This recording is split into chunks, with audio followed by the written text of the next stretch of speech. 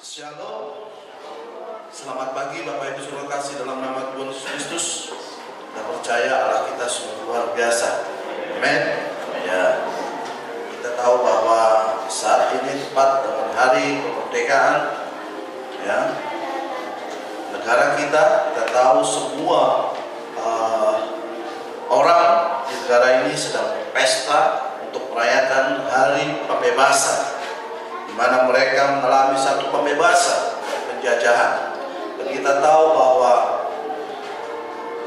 negara ini diberkati oleh Tuhan karena kita masih ada di negara ini, karena orang-orang pilihan, karena mempelai Tuhan masih ada di dalam negara ini. Kita percaya bahwa segala sesuatu terjadi di hadapan Allah, datangkan kebaikan bagi mereka yang senantiasa berharap.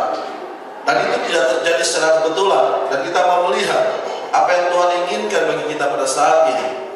Baik, kita akan membacanya di dalam kitab Filemon pertama, ayat pertama, ya, pasal pertama dan ayat yang pertama. Hanya satu ayat saja Bapak Ibu. Saya akan membacakan bagi saudara setelah kita bangkit berdiri. Kitab Filemon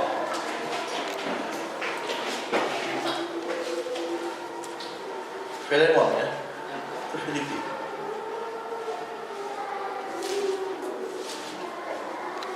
Filemon, ya.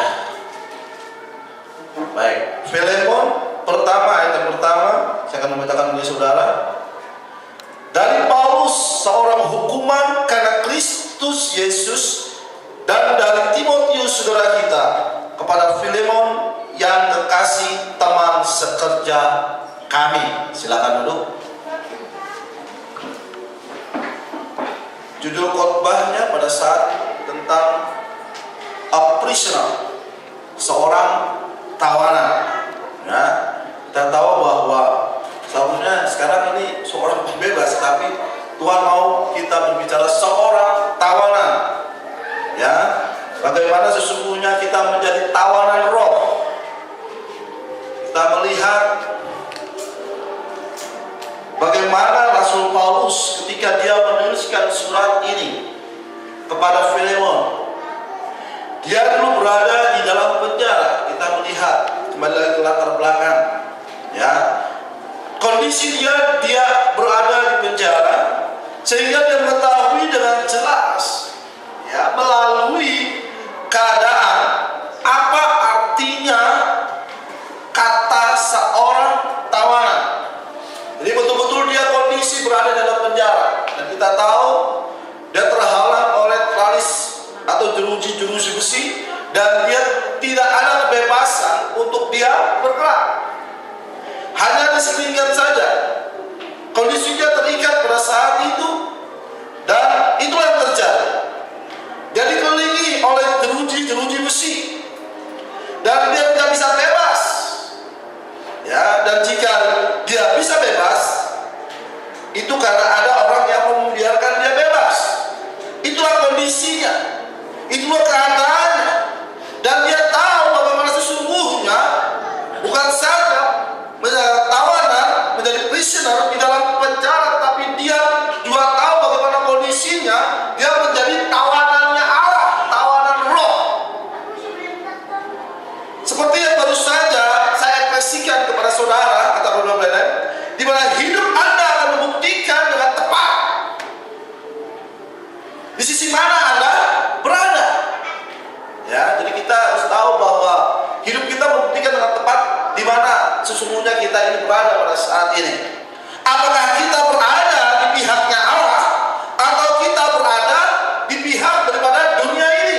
Minggu lalu kita telah berbicara, ya, tentang bagaimana, ya, kita mengetahui akan kehendak Allah dan apa yang harus kita lakukan.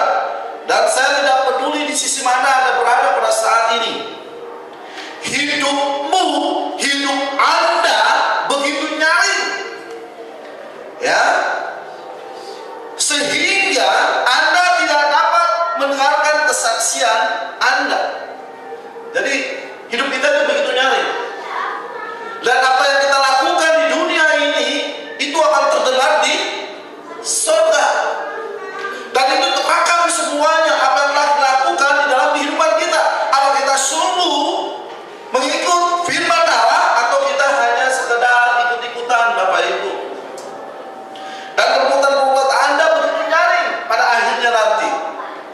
Tapi sering kita tidak sadar, ya, apa yang telah kita lakukan di dalam kehidupan hari, ya, di dalam setiap hari, setiap saat di mana kita berada.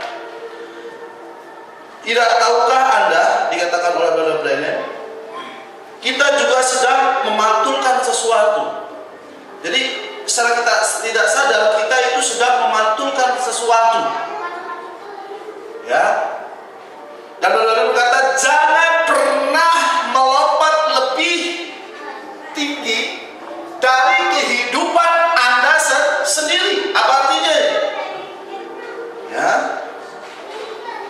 kalau kita melompat lebih tinggi dari kehidupan kita sendiri, dikatakan oleh Brother, kita akan ditangkap oleh dunia ini. Jadi seringkali, ya, diri kita yang mau supaya kita hebat, kita melakukan segala sesuatu dengan apa yang kita inginkan, dan kita tidak mau pernah mencari kehendak Allah. Apa yang akan saya lakukan selama saya hidup? Dan seringkali kita melakukan di luar batas daripada pemikiran kita sendiri. Saya ambil contoh. Jika kita hidup di zaman Nuh, di bak siapakah Anda akan berada? Jika saudara hidup di zaman Nuh, saya tanya kepada saudara, jika saudara dan saya hidup di zaman Nuh, di pihak mana Anda berada? Di pihak Nuh atau di pihak dunia ini? Pihak yang mana? Yang satu atau nomor dua? Hah? Pasti nomor satu, di pihak Nuh. Ya, kita melihat ini. Ini hanya sekedar contoh. Di pihak Nuh pasti. Dan semua pasti menjawab, saya akan masuk dalam bahtera. Tapi kita melihat apa yang terjadi dengan kehidupan kita pada saat ini. Di pihak mana kita hidup? Di pihak Allah atau di pihak dunia ini? Itulah cermin dari apa yang sedang terjadi pada saat ini. Di sisi mana kita berada? Apakah kita masih berada dan hidup di jalurnya Allah, di jalur pesan, di jalur firman, atau kita sudah keluar jauh? Ya, karena kehidupan Anda yang sekarang Anda hidupi harus memantulkan dengan tepat apa yang sudah Anda lakukan pada waktu itu. Ngerti maksudnya? Jadi kehidupan saat ini adalah pantulan apa yang terjadi pada zaman Nuh. Kalau Anda percaya dengan zaman Nuh dan Anda ada di dalam zaman Nuh, tentunya Anda juga melakukan kehendak Allah di zaman di mana kita hidup pada saat ini. Sama.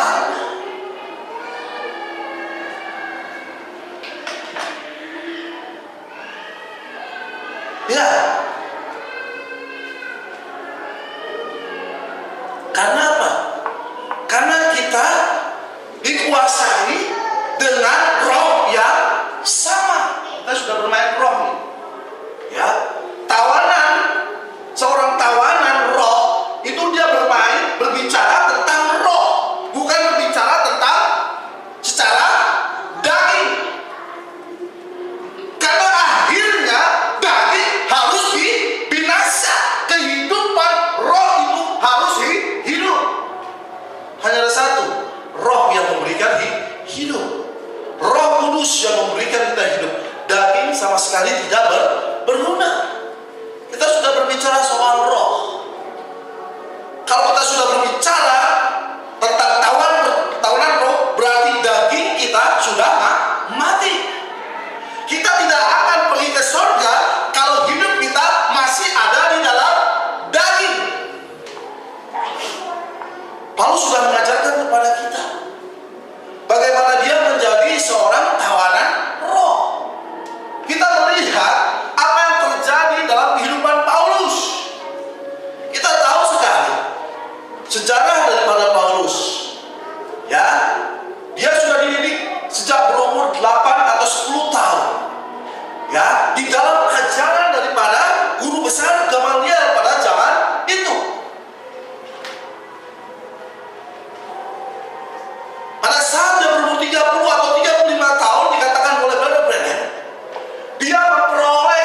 kesarjanaannya.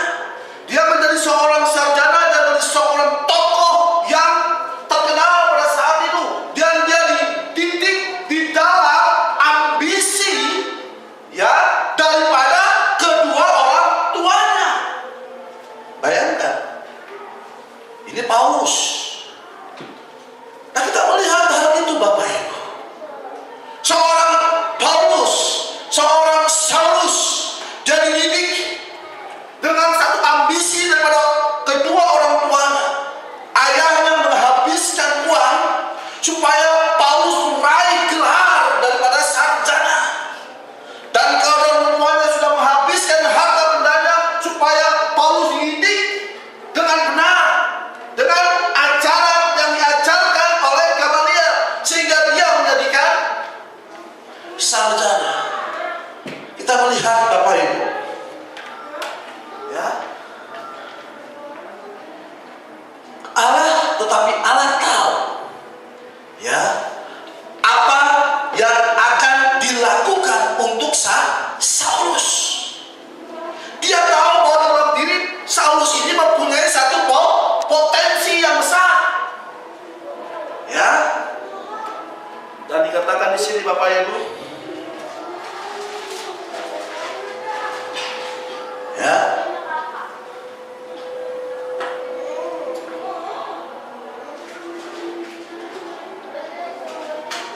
kita lihat di sini apa dikatakan. Bahkan pada saat itu setelah dia menyelesaikan gelar sarjananya, dia berada di dalam jajaran kependetaan pada saat itu. Bahkan sampai imam besar di Yerusalem pada waktu itu. Dan dia menerima perintah dari imam besar dan dipercayakan kepada Saulus Agung itu untuk pergi ke Damsyik dan mencari siapa saja di antara mereka di sana yang menyembah Allah, ya, yang menentang dengan apa yang dia katakan, dan mengikat mereka dan masukkan ke dalam penjara. Kalau perlu dia mendapatkan perintah untuk menghukum mati mereka jika dia mau. Bayangkan, ini Saulus, ya, dia dididik dalam satu ambisi dan mempunyai ambisi yang luar biasa pada akhirnya, ya. Dan kita melihat, dan sekarang, ya, semua yang sudah dilatihnya, Allah sudah mengambil semuanya itu dari dirinya, paham? Dan apa yang menjadi tujuannya, dan uang yang sudah dihabiskan ayah untuk itu, dan ambisi dari ayah dan ibunya, semuanya telah dibuang dari dirinya karena dia memiliki sesuatu yang lain. Jadi semua ambisinya, semua kekayaannya itu sudah dibuang ketika Saulus bertemu dengan yang api. Kita lihat, apakah sampai di situ Bapak Ibu? Tidak. Ya, ketika Saulus bertemu dengan tiang api, dan terang itu, cahaya itu berbicara kepada Saulus. Saulus, Saulus, kenapa engkau menganiaya aku? Jawab Saulus, siapa engkau Tuhan? Akulah Yesus yang kau aniaya. Pada saat itu Saulus dirubah hidupnya oleh Allah untuk menerima pewahyuan pada zaman itu. Dan apa yang terjadi Bapak Ibu yang kekasih? Kita melihat, belum cukup sampai di situ. Ya, Saulus menerima pertobatan yang sejati. Ya, Saulus menerima pewahyuan tadi pada zamannya. Dan pada saat itu tidak sampai situ. Allah harus melucuti semua yang ada di dalam diri Saulus. Akhirnya dia dibawa oleh Allah ke padang gurun. Saudara baca kisahnya di dalam Galatia 1. Kepada gurun Arab selama berapa tahun? 3,5 tahun. Saudara baca kisah daripada Saulus itu. Ya, selama 3,5 tahun dihabiskan oleh Saulus di padang gurun. Dia diajar oleh Allah, dia dididik oleh Allah untuk tidak bergantung dengan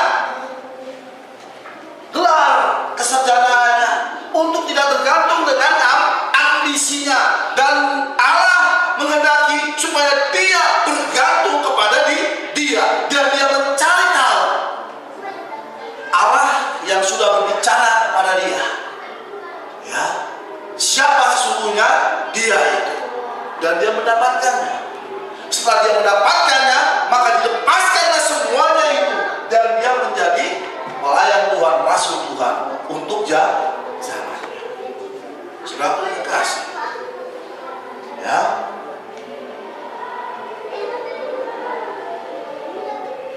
Dan apa yang menjadi tujuannya? Ya. Oleh karena itu, dia adalah tawanan dari tujuan yang dia miliki dalam hidupnya, dan dia sudah menjadi seorang tawanan bagi Yesus Kristus yang adalah firman. Dan pada saat dia mengadakan perang ke Damsyik, ya, disitulah Allah mengubahi hidupnya. Lihat, baik. Sekarang Paulus tahu bahwa dia memiliki sebuah pengalaman, tapi itu tidak cukup. Tidak cukup hanya pengalaman. Ya. Itu tidak cukup hanya pengalaman saudara di dalam Tuhan, itu tidak cukup Bapak Ibu. Tuhan mau supaya itu harus merupakan pengalaman yang sesuai dengan firman. Pengalaman dari Tuhan boleh. Tetapi percuma kita punya pengalaman dalam Tuhan, tapi kalau kita tidak mengetahui tentang kitab suci maupun kuasa Allah. Dan belum berapa lama ini saya mendengar kabar, ya. Jadi aneh kelihatannya Bapak Ibu. Anehnya bagaimana? Begitu banyak sebenarnya orang-orang percaya di Indonesia aja, begitu banyak yang hamba Tuhan bersama. Tapi kenapa tidak pernah bersatu? Ya, kenapa kita tidak pernah bersatu? Ya, karena apa? Karena kita masih dipimpin oleh kehendak kita sendiri, dan kita tidak tahu dipimpin oleh apa yang menjadi kehendak Allah. Tujuannya sebenarnya hanya satu, yaitu kesempurnaan. Tujuannya hanya itu. Tetapi kenapa masih banyak perpecahan di mana-mana? Lihat, ketika firman itu dinyatakan, iblis tidak suka Bapak Ibu. Iblis tidak suka namanya adanya kesatuan Allah di antara mempelainya. Dan dia cenderung akan senantiasa merusak, membuat berantakan segalanya. Di sini diperlukan kepekaan. Ya, saya sangat sedih sekali. Ya, pesan sebenarnya satu. Alkitabnya sama, nabinya sama, ajarannya sama, tetapi masih ada perbedaan. Karena masing-masing tidak mau merendahkan diri. Coba kalau kita lihat ketika Rasul Saulus menerima terang di zamannya, menerima tiap awan di zamannya, dia menundukkan diri depan Allah, dia dalam mencari tahu apa yang sesungguhnya Allah inginkan, maka terjadilah kesatuan. Ya, dan inilah yang terjadi. Untuk melihat lagi, ya, di sini dikatakan oleh brother dan Bapak Ibu,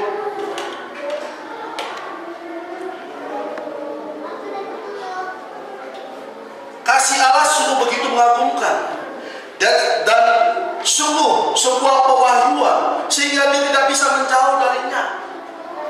Ya, itu adalah pengalaman yang benar dari setiap orang yang percaya sejati ketika dia bertemu dengan Allah. Jadi harus ada pertemuan pribadi dengan Allah. Artinya kita sungguh-sungguh menerima pewahyuan itu di dalam diri kita. Siapa sesungguhnya itu Yesus. Yesus itu adalah firman. Kalau kita mau mengenal Yesus, ini di firman.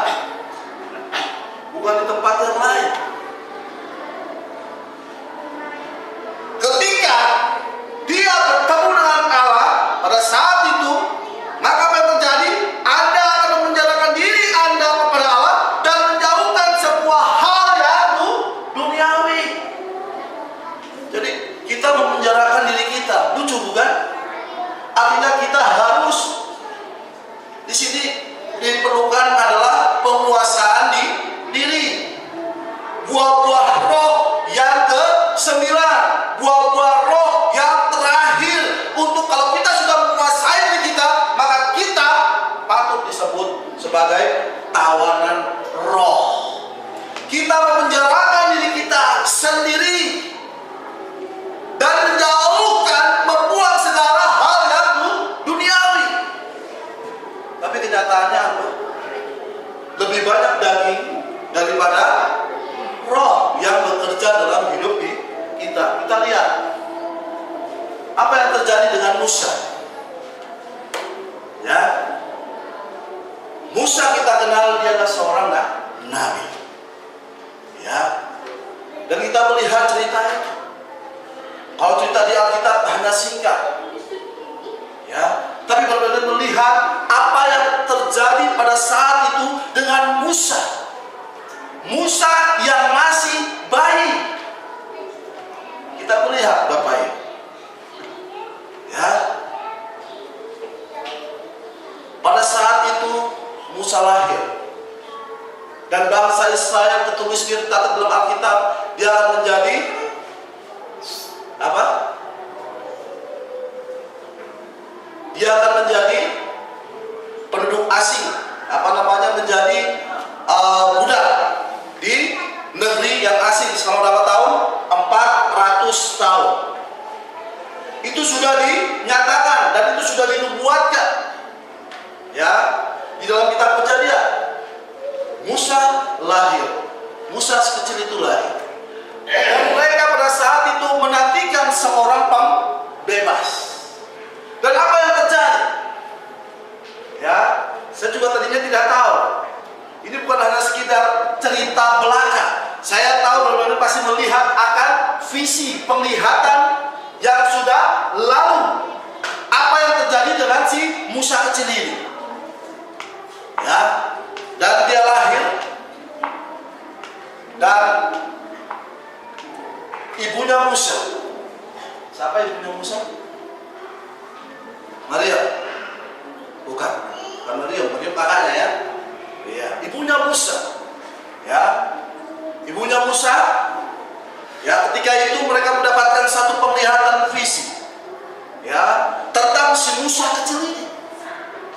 Dia kalau sudah besar nanti akan menjadi seorang pembebas bagi bangsanya sendiri. Dia sudah melihat itu.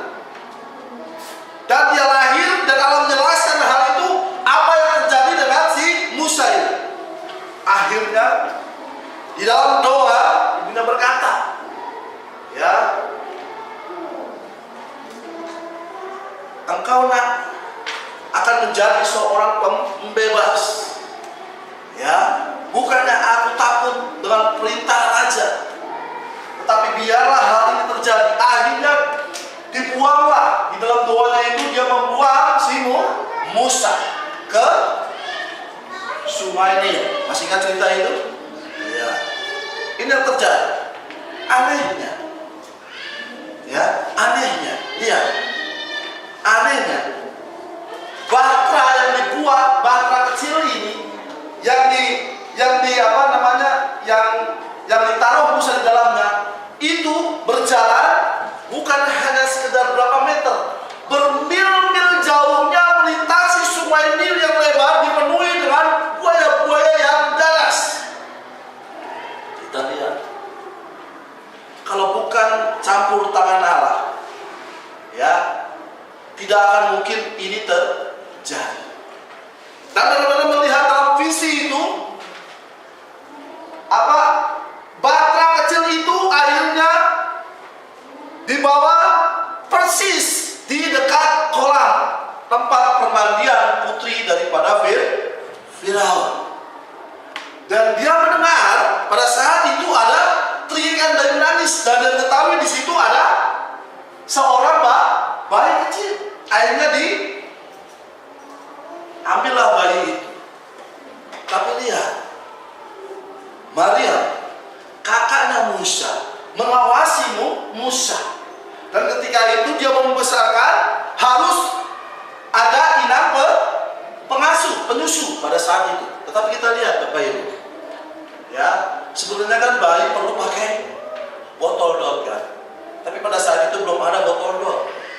Jadi harus inang penyusu. Akhirnya Maria menawarkan seorang inang penyusu, dibawakanlah untuk membesarkan si Musa kecil ini. Kita lihat, ibunya berharap benar visi itu dengan Musa, diajar dengan ajaran dan ambisi daripada Firaun. Akhirnya dibawa, karena dia sering menyusui Musa, ingin terjadi. Akhirnya didoakanlah terus supaya dia menjadi seorang seorang pembebas.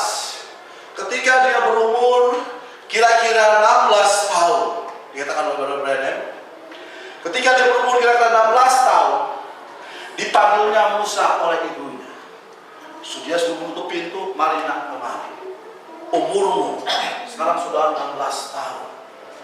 Ya, dan apa yang terjadi? Ya, kamu akan menjadi anak daripada Firaun. Kamu akan menjadi seorang pembebas dari bangsa Israel. Sudah dikasih tahu oleh ibunya ini. Dengan ambisi ibunya supaya anak ini belajar, dididik dengan benar, dan dia tahu kamu akan mendapatkan pendidikan yang baik di lingkungan Firaun, dan kamu akan dididik di dalam militer yang benar. Akhirnya Musa, karena sudah diberitahu oleh ibunya, dia akhirnya sungguh-sungguh melakukan hal itu. Dia belajar dengan sungguh-sungguh. Dia meraih apa yang sudah dikatakan oleh ibunya, dan dia berjanji dan bertekad akan membebaskan bangsanya dari orang Mesir. Apa yang terjadi pada saat itu? Musa memiliki banyak ambisi di dalam dirinya, dan akhirnya dikatakan oleh Brother Branham, sedikit saya akan berikan kepada saudara.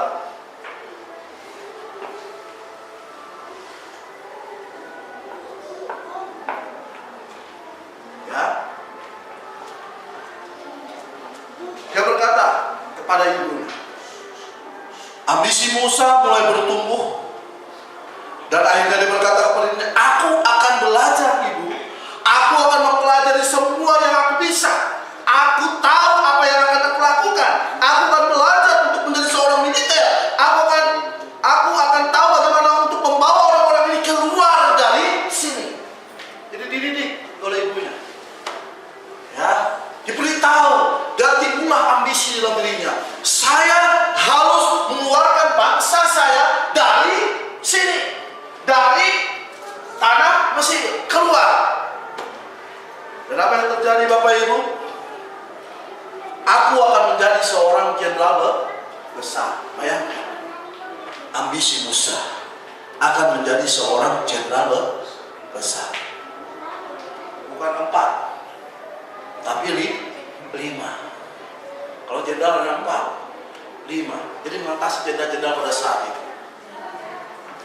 Ya, aku akan menjadi seorang bishop, dan aku akan tahu bagaimana itu dilakukan, dan aku akan membawanya keluar. Dan akhirnya Musa memperoleh semuanya itu, semua pelatihan yang telah dia capai pada saat itu. Masuk dia. Haleluya. Ingat, Musa tidak akan menjadi seorang pembebas, ya, karena Allah tidak menghendaki cara yang demikian. Allah yang kita tahu bahwa Dia akan melakukan firman-Nya dengan cara yang sederhana. Khotbah Brother Branham, God hidden implicit. Allah di dalam kesederhanaan. Musa dengan ambisinya ingin mengeluarkan bangsa Israel, dan dia dikatakan sudah memperoleh semuanya, dan dia menjadi seorang jenderal besar pada saat itu, dan jenderal-jenderal pada saat itu ada di bawah dia. Bayangkan, dikatakan oleh Brother Branham, Musa menjadi seorang yang pandai, seorang yang sangat pintar pada zamannya. Dan dia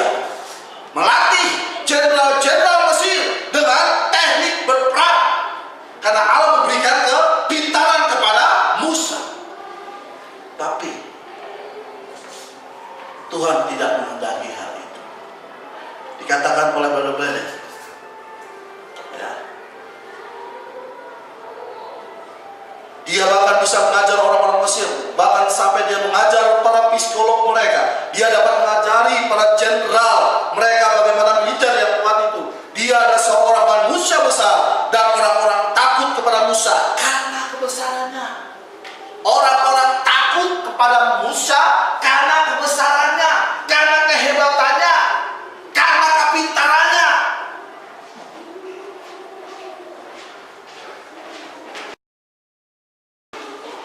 Kisah Rasul 7 ayat 22, mari kita baca.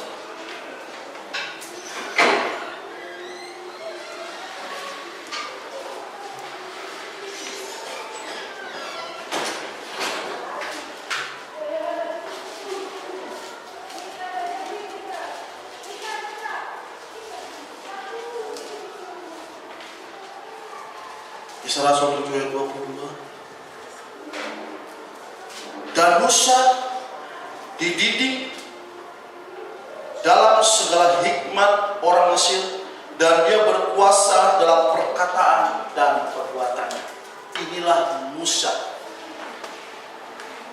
yang memperoleh dan mencapai apa yang menjadi ambisi. Dan dia tahu bahwa dia dilahirkan untuk melakukan ini. Jadi Musa sudah tahu bahwa dia dilahirkan untuk menjadi seorang pembebas. Oleh karena itu dia belajar dengan sungguh-sungguh, dia berlatih dengan sungguh-sungguh, dan dia memperoleh segalanya pada saat itu. Lihat, ya, Allah tahu bagaimana dia membebaskan umatnya dari orang-orang Mesir. Dan sebelum Allah bisa mendapatkan manusia itu di tangannya, apa yang dia lakukan? Dia harus melucuti dirinya. Jadi Allah harus melucuti Musa dengan segudang ambisinya. Dia harus dilucuti. Ya, Musa harus dilucuti dari segala yang dia miliki pada saat itu. Dilucuti. Dia kemana? Apa yang terjadi? Dikasih satu kejadian. Amin. Satu kejadian dikasih. Masih ingat? Orang Mesir dibunuh. Dengan demikian dia melarikan diri kepada, lihat, Allah telah membawa Paulus ke padang gurun Arab. Untuk apa? Dilucuti. Amin. Musa dibawa oleh Allah dengan satu peristiwa, karena dia membunuh orang Mesir. Ya, akhirnya dia bawa ke padang gurun selama berapa tahun? 40 tahun. Untuk apa? Untuk dilucuti. Ambisinya dilucuti. Disitulah Musa diproses oleh Allah. Dia tidak lagi tergantung dengan ambisinya. Dia tidak lagi tergantung dengan kekayaannya. Dia tidak lagi tergantung dengan kebesarannya. Dia tidak lagi tergantung dengan pangkatnya. Tetapi dia harus bergantung kepada Allah, yang adalah Yehova, yang dia tahu. Di dalam dia telah bertemu di dalam semak belukar yang tidak terbakar. Dia bertemu dan Allah mencuti dia. Apa yang terjadi setelah proses ini? Dia tidak lagi menjadi tawanan pikirannya sendiri. Dia telah menjadi tawanannya Allah. Dia telah menjadi tawanan roh. Dia hanya mengikuti. Kalau Allah berkata, maka dia akan katakan. Kalau Allah suruh bertindak, maka dia akan bertindak. Dan dia telah menjadi tawanannya Allah. Dan apa yang terjadi? Bukan lagi dengan jenderal besar, dengan teknik perang, tapi dia akan apa? Membebaskan umatnya, bangsa, dengan sebuah tongkat.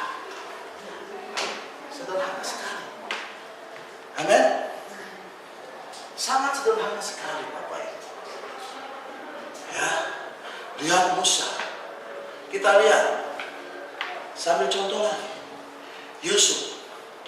Bagaimana dengan Yusuf? Masih ingat Yusuf? Dikatakan oleh Brother Branham,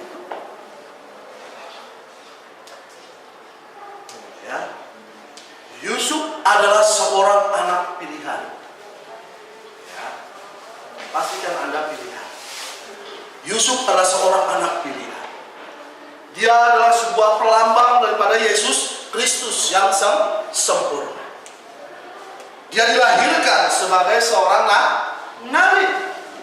Dia senantiasa mendapatkan penglihatan ketika dirinya sedang duduk di atas tahta dan saudara-saudaranya tunduk kepadanya. Kita lihat Yusuf. Dia seorang nabi. Dia senantiasa mendapatkan penglihatan dan dia melihat dirinya duduk di atas tahta, ya, dan saudara-saudaranya tunduk kepada dia. Ini visi. Dan dia tahu bahwa ini pasti akan digenapi karena dia mendapatkannya daripada Allah. Tetapi lihat, ambisi Yusuf yang sesungguhnya dikatakan Allah harus melucuti Yusuf terlebih dahulu sebelum penglihatannya itu terjadi. Dengan cara apa? Akhirnya dia dibenci oleh saudaranya dan dia dijual. Bukan hanya dijual, ya, dijual kemana? Ke Potifar. Akhirnya apa? Dia menjadi seorang budak di situ, ya. Dan apa yang terjadi? Diberinya kelonggaran oleh Tuhan. Akhirnya Yusuf dipercaya oleh Potifar menjadi apa? Seorang penguasa atas rumah tangga Potifar. Diberi kuasa dia untuk jadi penguasa, tetapi tidak satu yang dikuasai istrinya dia.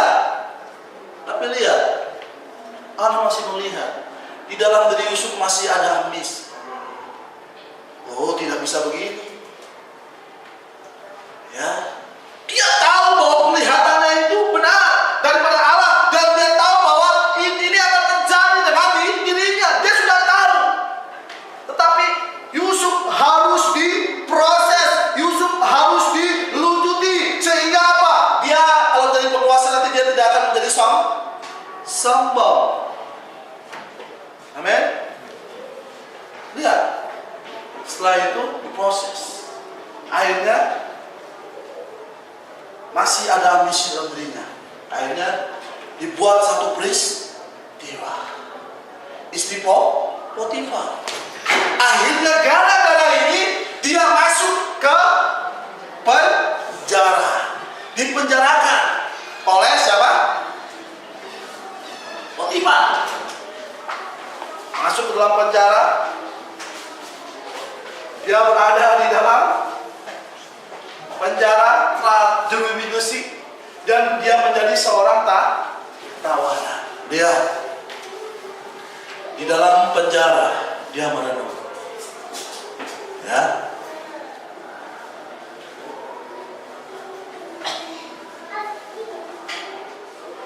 Apa yang harus Allah perbuat kepadanya? Dia memasukkan Yusuf ke penjara dan langsung masuk dia ke dalam penjara, ya. Dan Allah harus melucuti itu. Semuanya harus dihancurkan dalam diri Yusuf. Dan lihat, ya, Yusuf tahu bahwa itu harus terjadi. Penglihatan itu harus terjadi. Ketika di dalam penjara, Yusuf berpikir, semua yang telah dialami ini tidak mungkin terjadi. Ya, tidak mungkin terjadi. Dia berpikir, ya, itu tidak akan bekerja lagi. Pelayannya tidak ada dampak di dalam penjara, pelayannya dia tidak ada dampak. semua orang memalingkan kepala daripada Yusuf. Mereka tidak menaruh perhatian kepada dalam penjara. Apa bagusnya pelayanannya itu? Di pelayanan dia nggak bisa berbuat apa-apa. Pelayanan tidak ada apa. Tapi lihat, Allah tahu apa yang harus diperbuat oleh Yusuf. Pada waktu itu, masih ingat mimpi Yusuf? Ya, akhirnya bermimpilah seorang juru minum dan juru roti. Tetapi ya, juru minum dikembalikan kepada posisinya. Dia tidak ingat lagi kepada Yusuf, karena Allah tahu masih ada ambisi dalam dirinya, masih ada keinginannya. Tolong ya, nanti kalau kamu sudah masuk ke posisimu, ingat akan saya. Coba lihat. Jadi dia masih menghendaki. Allah ingin supaya betul-betul putus kehendak daripada diri kita sendiri. Putus. Bukannya kehendakku, tapi kehendak Allah. Paulus berkata, hidupku bukannya aku lagi. Betul? Paulus berkata, hidupku bukannya aku lagi, tetapi siapa? Kristus. Berarti apa? Kristus yang menguasai hidup Paulus. Demikian juga kita yang dipenuhi oleh roh yang sama. Roh Allah turun kepada Elia. Roh Elia turun kepada Elisa. Roh Elisa turun kepada Yohanes Pembaptis dan turun kepada William Marion Branham, dan itu juga harus turun kepada kita semua. Jadi rohnya itu harus sama. Jadi roh Allah tidak pernah diambil. Roh Allah hanya berpindah dari orang yang satu kepada orang yang lain. Sama juga iblis juga demikian. Roh iblis itu bukannya diambil, tapi dia hanya berpindah. Roh dulu Yudas ada, iblis yang menguasai. Saat ini roh Yudas pun juga turun juga ke dalam seorang nabi palsu. Sama. Dan roh Allah itu turun kepada Paulus dan juga turun kepada Anda semua. Hidupku bukannya aku lagi, tetapi Kristus yang ada di dalam. Artinya apa? Bukan maunya saya, bukan keinginan saya, bukan ambisi saya. Saudara bisa baca di dalam A Prisoner, seorang tawanan. Bukan ambisi daripada Paulus, bukan ambisi daripada Musa, bukan ambisi daripada Yusuf. Yusuf pun masih punya ambisi, dipotong lagi oleh Allah, didiamkan oleh Allah, masuk lagi dalam penjara. Akhirnya tiba saatnya, lihat cara Allah bergerak. Ya, pelayannya tidak punya dampak, seolah-olah tidak ada lagi bekerja, dan dia sudah berharap dan bergantung kepada Tuhan pada saat itu. Dia mungkin berdiri di dekat jeruji penjara dan berkhotbah kepada mereka. Mereka akan lewat begitu saja. Jadi Yusuf tidak dipercaya lagi. Paham? Tetapi dia menjadi seorang tawanan. Dan Allah tetap menawan dia sampai roda-roda itu berputar ke atas. Lihat. Pada saat itu Yusuf berada di mana? Di bawah. Sampai roda-roda itu dikatakan oleh Branham berputar ke atas. Bagaimana caranya? Dia melakukan pelayanan hanya bukan dengan perkataan, dengan karunia yang ada di dalam diri Yusuf. Allah bekerja dan akhirnya dia menyatakan itu melalui karunia yang sudah bekerja di dalam diri Yusuf. Setelah juru minum itu, langsung Firaun mendapatkan mimpi atau penglihatan. Ya, dia melihat dan dia bingung. Yang pertama mimpinya apa? apa? 7 lembut, betul? Ya, dan 7 lembu yang kurus. Yang kurus memakan yang lambun. Terus 7 berkas-berkas yang gemuk, ya, dan 7 berkas apa? Gandum yang kurus. Yang kurus memakan yang gemuk. Dia tidak tahu, dicari semua orang-orang pintar pada saat itu, ahli-ahli nujum pada saat itu. Tidak ada yang tahu apa arti daripada mimpi daripada Firaun. Ya, karena mimpinya Firaun tidak pernah tahu mimpi itu, dan dia tolong ceritakan mimpi. Dan Firaun tidak pernah tahu artinya, tidak melihat, tapi dia melihat itu mimpinya itu. Dia tolong ceritakan, dia tidak tahu. Tolong Tuhan ceritakan tolong Tuhan ceritakan bagaimana mimpinya. Aku tidak tahu mimpi itu, tapi kamu harus ceritakan mimpi itu apa kepadaku. Dan Allah, ya, mengingatkan itu melalui juru minum. Ada seorang, ya, Yahudi. Diceritakan semuanya, pengalamannya, ya kan, apa yang terjadi di penjara, dan akhirnya dipanggilnya Yusuf, dan Yusuf dapat mengartikan arti semua daripada mimpi Firaun. Dan apa yang terjadi setelah itu, Bapak Ibu?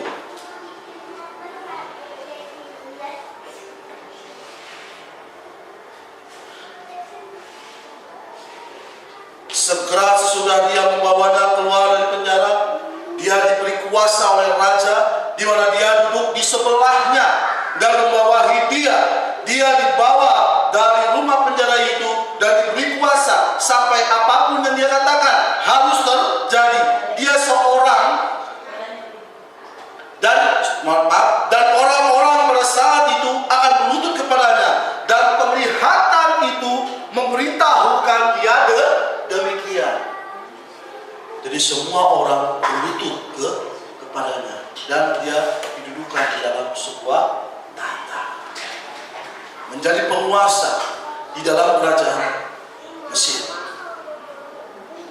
Kita melihat Musa telah menjadi pembebas, Paulus telah menjadi pembebas, dan juga Yusuf telah menjadi pembebas bagi umatnya untuk memberi makan selama musim kering pada saat itu.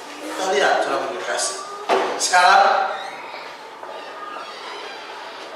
kita dapati dia menjadi seorang tawanan bagi Allah dan seorang tawanan bagi dunia, sama hal dengan Paulus dan Musa, dan seorang tawanan bagi pikirannya sendiri menjadi seorang tawanan bagi Allah. Dan ketika mereka keluar, mereka memiliki kuasa Allah, sama halnya dengan saudara dan saya. Saya tidak sadar kita harus juga masuk di dalam proses. Kita harus menututi ambisi kita, apalagi, ya, semua yang daripada dunia ini harus diwujudi oleh Allah, untuk kita menjadi serupa dan segambar dengan Allah. Arti, saudara tahu, untuk menjadi serupa segambar dengan Allah, artinya apa? Bukan kehendakku, bukan keinginanku, bukan ambisiku, bukan kemauanku, tetapi kemauan daripada Kristus yang adalah firman. Tidak ada yang lain. Dan kalau kita lihat Ibrani 11 ayat 26, tolong.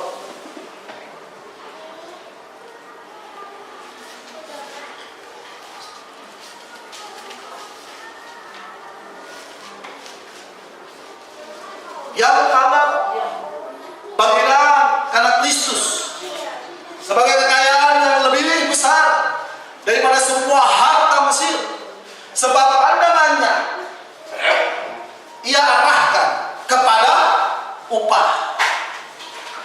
Lihat, Musa, ya, telah melakukannya. Ya, dia menganggap penghinaan atau celaan karena Kristus. Jadi kalau kita dicela karena Kristus, kita dihina karena Kristus, itu kekayaan yang lebih besar daripada semua harta Mesir. Itu kekayaan. Jadi penghinaan itu merupakan kekayaan. Musa menganggapnya demikian, Paulus menganggapnya demikian, dan saya yakin semua nabi-nabi menganggapnya demikian.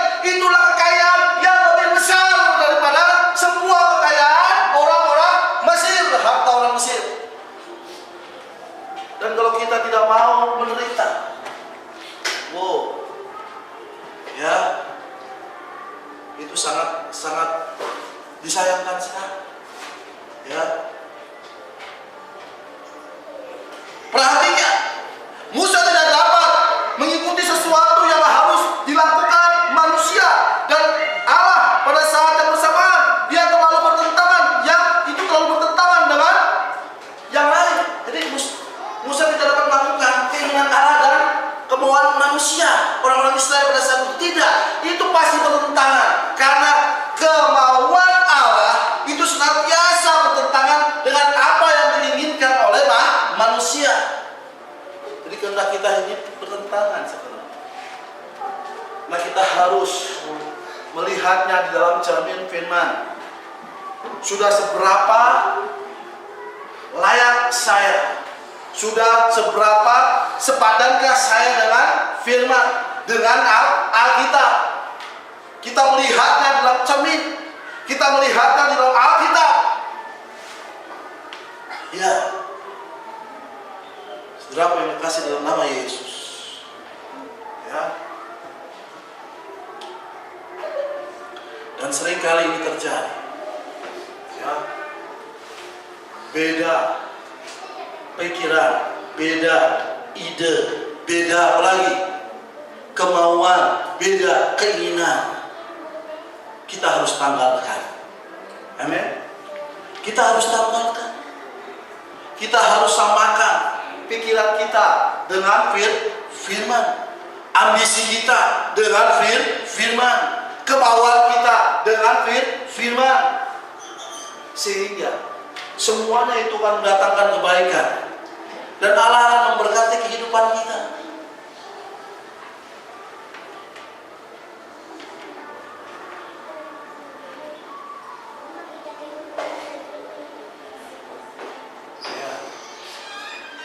Kemarin, jadi nggak perlu kita menonjolkan diri kita, ya, karena seringkali ini pengalaman, ya, pengalaman dari seorang hamba Tuhan yang sangat sederhana, ya. Saya cari pelan-pelan, seorang hamba Tuhan yang sangat sederhana dan dia seorang yang polos. Ketika itu dia pergi kepada seorang hamba Tuhan, yang pandai, intelektual. Dia berkata,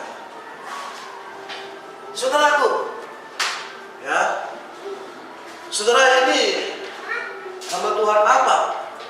Ya, masih banyak yang harus dilakukan, masih banyak yang harus kita cari. Hamba Tuhan ini sangat sederhana sekali, ya. Kita harus tahu, Pak, bahwa kita harus selidiki pesan itu. Bapak harus tahu internet, Bapak harus tahu pesan, Bapak harus tahu komputer, Bapak harus tahu semuanya, sehingga Bapak tahu segala sesuatu tentang pesan dari zaman ini. Hanya ada satu jawaban daripada hamba Tuhan. Apa jawaban? Aku ini orang bodoh. Dia berkata gitu. Aku ini orang bodoh, aku tidak berpendidikan, aku ini tidak pintar di dalam memakai barang-barang teknologi. Ya, dia banyak berkata, tetapi aku tahu siapa tuh Tuhanku. Amin. Hanya jawaban yang singkat. Ya. Kita harus tahu siapa Tuhan kita. Bukan sekedar, ya, namanya Yesus Kristus, benar. Dan juga kita harus tahu, kalau kita percaya Nabi, kita harus tahu siapa William Marion Branham. Bagaimana kehidupan dan bukan hanya sejarah. Tetapi kalau kita tahu, kita jelas bahwa dia adalah Nabi, maka semua yang dikatakannya harus kita lakukan. Cukup hanya itu. Pengalaman, ya, tidak hanya cukup sampai di situ. Pengalaman itu harus sesuai dengan firman. Itu yang benar. Pengalaman saja dalam Tuhan tidak cukup. Saya sudah lama dalam Tuhan, tidak cukup. Saya sudah berpuluh tahun dalam Tuhan, 1 tahun berpesan, tidak cukup. Hanya pengalaman, hanya tahu pesan,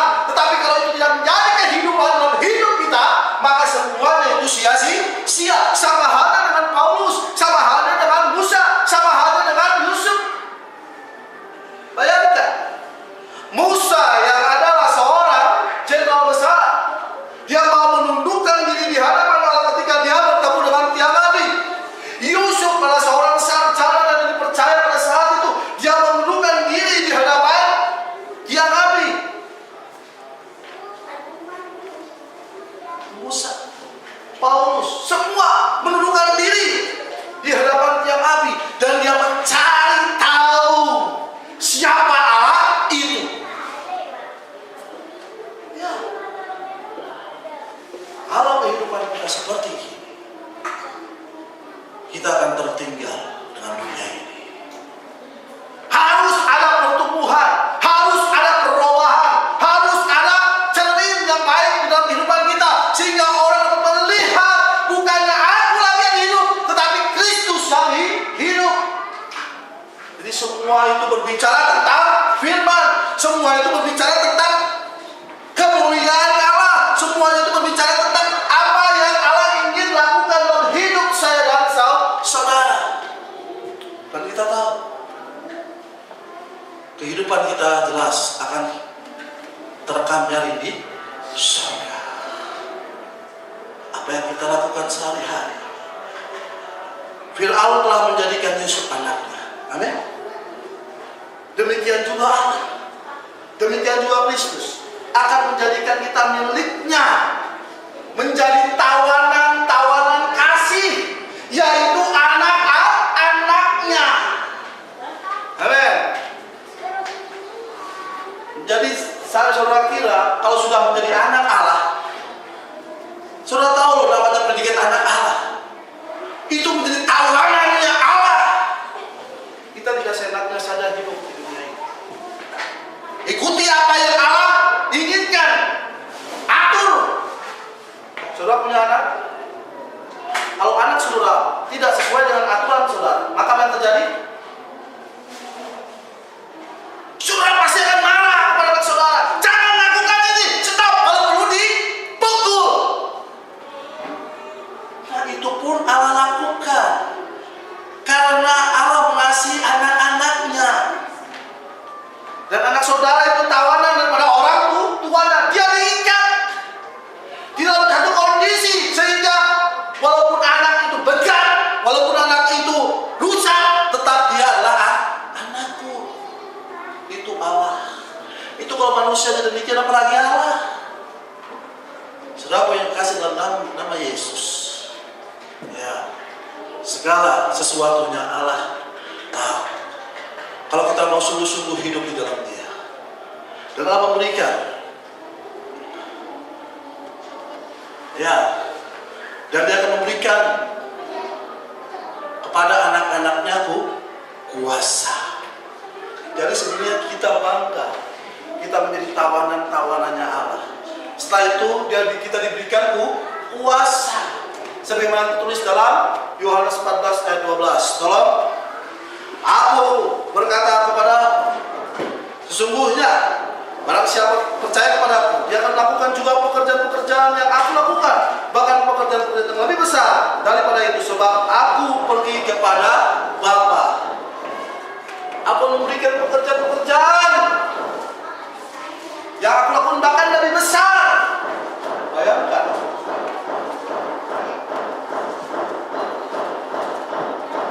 Allah memberikan kuasa kepada kita, pakai kuasa itu. Amin. Kita tahu itu telah dibuktikan oleh nabi-nabi sebelum kita. Kalau mereka sanggup untuk melakukan hal ini, roh yang sama itu pindah kepada kita, dan kita pun akan sanggup melakukan apa yang Tuhan suruh. Amin. Jangan indahkan dunia ini, buang hal-hal yang duniawi dari hidup kita. Amin.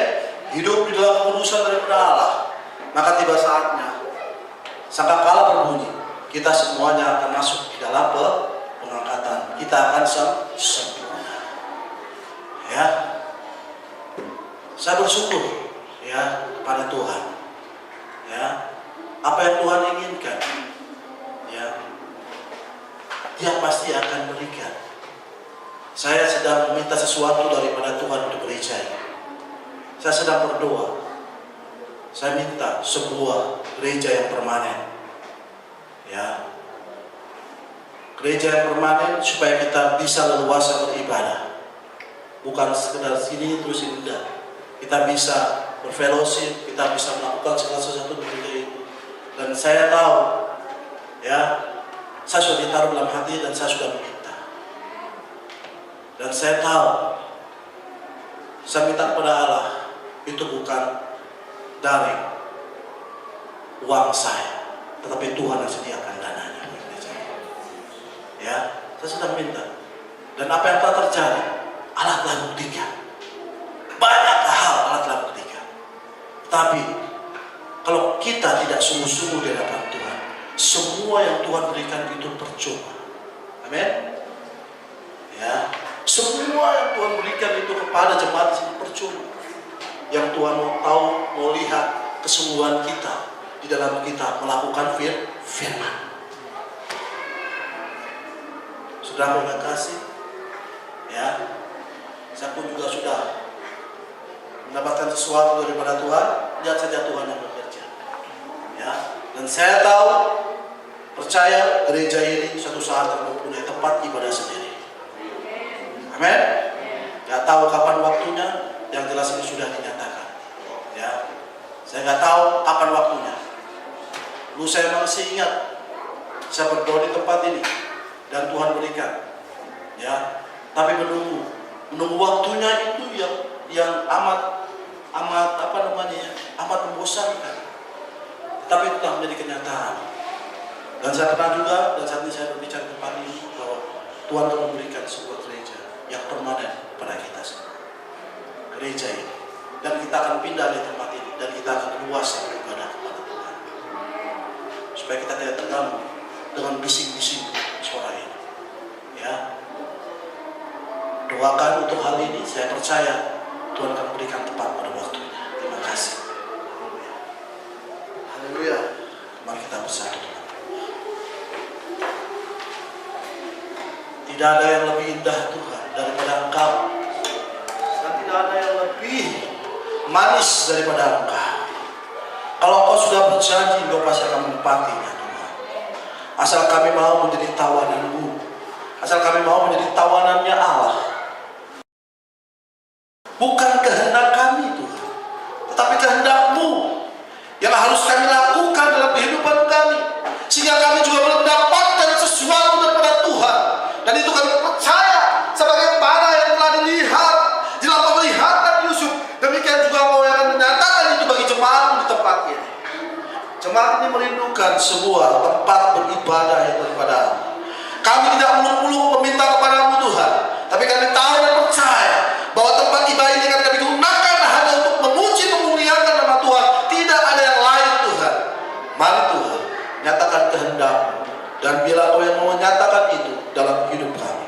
Bapa, kami percaya jika Engkau telah menyatakan ini, maka Engkau tepat pasti akan memberikan tepat pada waktunya. Kami percaya Yesus. Ya, sudah begitu lama kami berpindah-pindah. Dan begitu lama kami sudah menyewa tempat. Tapi inilah saatnya Engkau akan turun Tuhan. Dengan satu saat sebelum Engkau menyatakan itu, semua hidup kami harus Engkau lucuti Tuhan. Sehingga bukan kehendak kami, bukan kemauan kami, bukan keinginan kami, bukan ambisi kami, tetapi karena Engkau Tuhan yang adalah firman itu Tuhan. Terima kasih Bapa. Nyatakan itu bagi setiap jemaat-Mu yang hadir pada saat ini. Kami tahu ada beberapa jemaat yang tidak dapat hadir. Mungkin karena terhalang kendaraan, atau mungkin juga sesuatu yang terjadi dalam hidup mereka. Mungkin juga mereka sakit, mungkin juga ada masalah Tuhan. Engkau melihat mereka masing-masing Tuhan. Engkau menaruh beban yang sama juga di dalam mereka. Sebagaimana Engkau yang sudah menaruh itu di dalam hamba pada saat ini. Terima kasih Bapak Saudara. Kami percaya Tuhan. Jemaat ini mungkin tidak ada artinya apa-apa di mata dunia. Tetapi Engkau ada di tengah-tengah kami Tuhan. Dan Engkau akan berperkara bagi jemaat di tempat ini. Di dalam kasih karunia Tuhan. Terima kasih Bapa.